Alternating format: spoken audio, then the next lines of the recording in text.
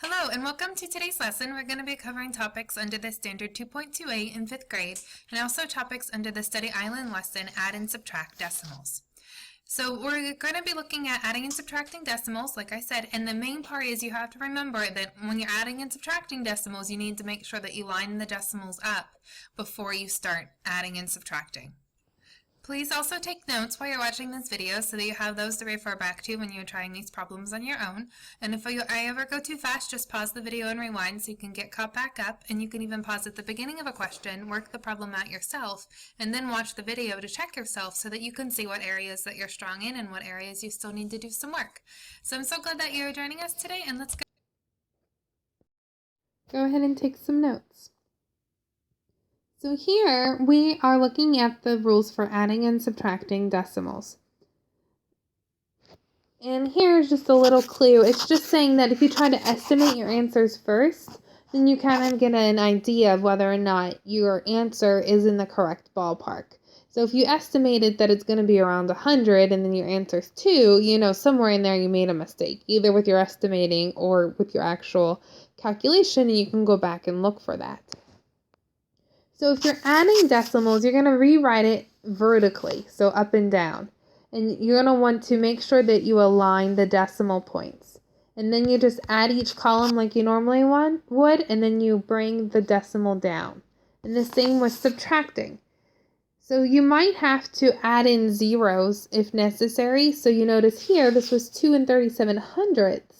But when I aligned the decimals, there was an empty spot that you needed to add a 0 to. And then you just subtract each column and bring the decimal down. The common error that you want to avoid while you're doing these is aligning the numbers and not the decimals. So here, they just put the numbers vertically and just line them up instead of lining up the decimals and adding in a 0 on the right. You can add as many zeros to the right of a decimal number as you need to. So number 1 here, my first step is going to be to rewrite this decimal vertically. So I'm going to have 81 and 486 thousandths, and then I'm going to line up the decimal of my second number underneath. And that's going to be 22 and 103 thousandths. So I don't have to fill in any zeros. And then I'm just going to subtract these columns. And I have to carry here and borrow. And then I'm going to bring my decimal straight down in my answer. And my answer is going to be 59 and 383 thousandths. And that's my final answer, B. So once again here, I'm going to rewrite my decimal problem vertically. So I'm going to have 92 and 85 hundredths, and then I'm going to subtract that from 21 and 93 hundredths. I made sure to line up my decimal points, and I'm going to bring that decimal point down in my answer. And I didn't have to fill in any zeros to keep the decimal points lined up, so I'm just going to subtract now. 5 minus 3 is 2. I have to borrow to do the next step.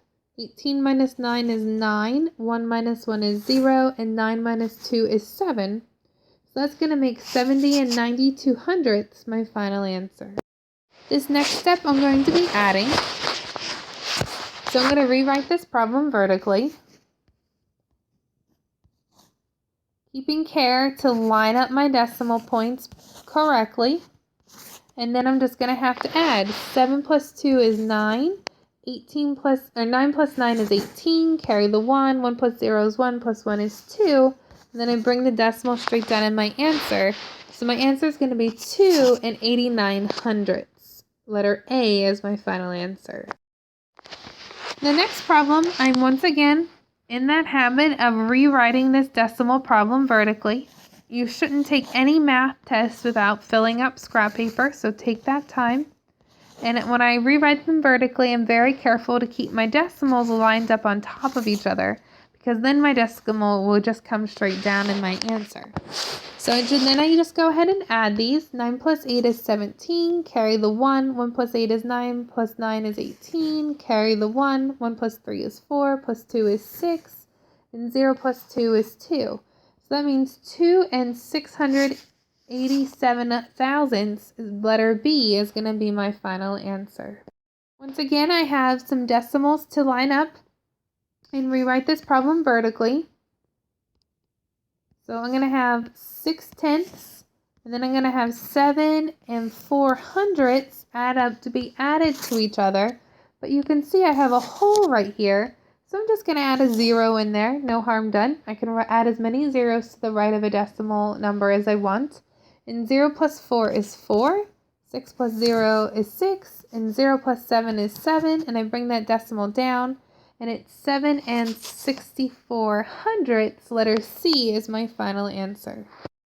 The next one, I'm going to go ahead and rewrite my decimal problem vertically. So I'm going to have 2/10 being added to 2 and 768 thousandths. And this time I have 2 holes to fill in. And so I'm just going to add 2 zeros to the end there, because I can add as many zeros to the right of a decimal as I want. And then I just go ahead and add those. 8 plus 0 is 8. 6 plus 0 is 6. 2 plus 7 is 9. Bring down the decimal, and 0 plus 2 is 2. And so that means 2 and 968 thousandths is going to be my final answer, which is letter A. Okay, continuing with rewriting my decimal numbers vertically so that I can add them without mistakes, making sure to take care to line up my decimals. And here I'm going to end up with 1 hole, so I'm going to fill in a 0 because you're going to add as many zeros to the right of a decimal as you want. And then I just go ahead and subtract these. 7 minus 0 is 7. 8 minus 1 is 7. 9 minus 4 is 5. And then 11 minus 8 is 3. And then I bring down my decimal. And then my final answer is going to be 35 and 77 hundredths, which is letter A, my final answer. This last problem, I'm going to make sure and continue my good habit of rewriting my decimal problems vertically so that I can line up my decimals. And this time I'm going to end up with a blank here. So I'm going to go ahead and add a 0 in there so that I have the same, I have 2 numbers in every column when I go to subtract these. So 0 minus 6, I can't do it, so I'm going to have to borrow. 10 minus 6 I can do is 4.